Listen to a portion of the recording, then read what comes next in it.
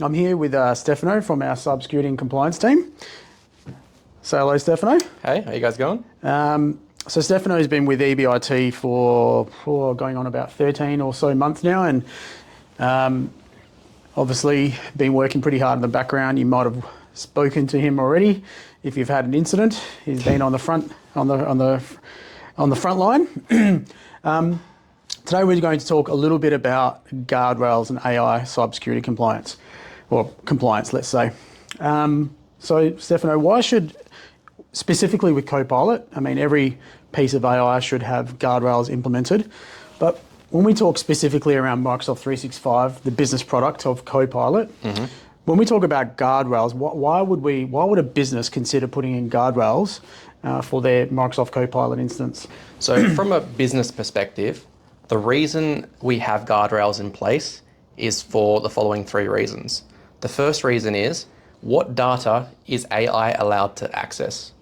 The second reason is which staff members or which team members can access which data through AI.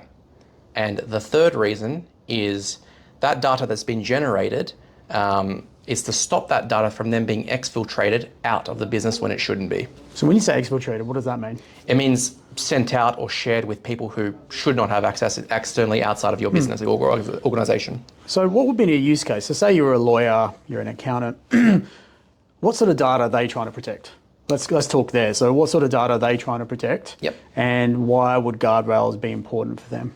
So personally identifiable information. So people's names, their email addresses, credit card numbers, any sort of health record, any legal matters, stuff like that. Okay. So if we were to have a conversation with a client, what would it look like in terms of placing guardrails on that data, and then how does that present to the end user, like when they're using it?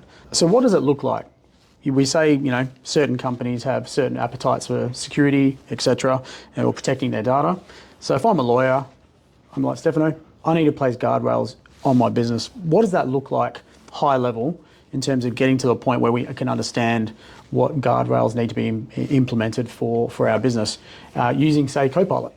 So first, essentially what we would do is we'd sit down with you and we'd discuss what data you consider that needs to have guardrails put in place. So what internally, what data, personal identifiable data, what is your sensitive data within your business, where does it sit?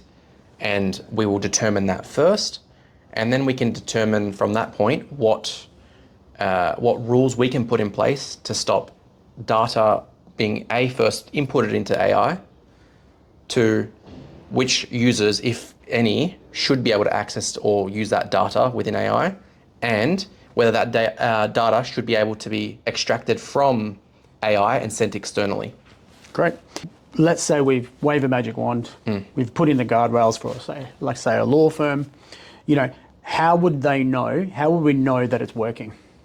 We would know it's working because when a staff member, let's say you have a staff member that shouldn't be able to input certain information like banking details into AI. When that said staff member tries to put in banking details, they will get a message or pop-up saying, hey, you're not allowed to enter this data in, and then please speak to this person. Yep. And we could even potentially have an alert come in that'll come to certain people within your organization that will say, hey, this person tried to input banking details into AI and they've been denied, and here's an alert. Great. And when we're talking AI, at least in our space, we're talking about Microsoft 365 Copilot, correct? That's correct. And is this all built in? Like for the most part, like we look at our businesses that we look after, for the most part, are they able to have that conversation today and get the ball rolling in terms of turning on these guardrails? 100%. It can be done immediately. Great.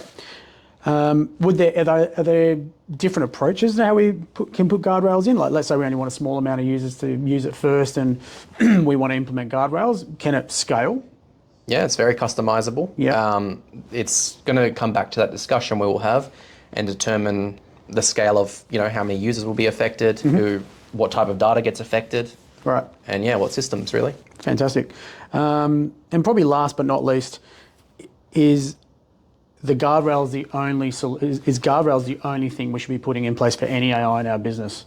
What are your thoughts on how we high level would control / hold our team accountable to culturally using AI the right way? No. So we can also come from an awareness perspective. So policies, a broader discussion with your team, some training, how we should be using AI responsibly. We have policies that we can generate and, ensure that the team are following. Yeah, great. And do you think policies are the only answer when it comes to, helping the team understand where the limits are for the business? No, I believe policies is just one way, but I think it all comes down to training. It comes down to awareness with the team, and it does obviously come down with those controls that we put in place through Microsoft. Yeah, great. Are there any other controls outside of Microsoft that we can place? Because we're obviously talking about Copilot in this context, but we also understand there's a myriad of AI products out in the market. What does control look like there? So there are some available options for outside of Microsoft. So for example, if you don't want ChatGPT to be able to train itself using the data that you're inputting into it, we can turn that off. There's also some third-party softwares that we can use to stop data being put into AI just across the board, across like any platform that gets used. Yep. And you can specify what data that is as well.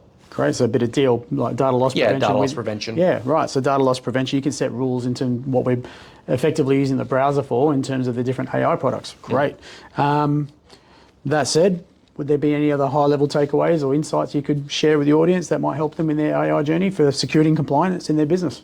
Yes, I'd say that setting and forgetting a policy doesn't mean that it's going to be continually followed.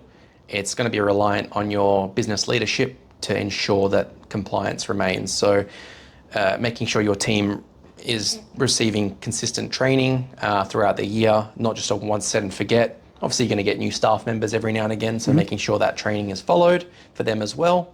And obviously working with your MSP, your provider, to determine that those controls are audited and in place at all times. So I'm hearing there's a balance between policy, which is the rules for the business, Yes. that everyone needs to sort of read and understand.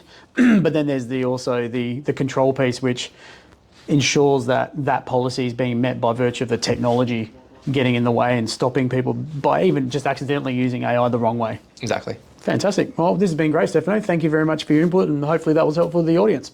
Yeah, thank you.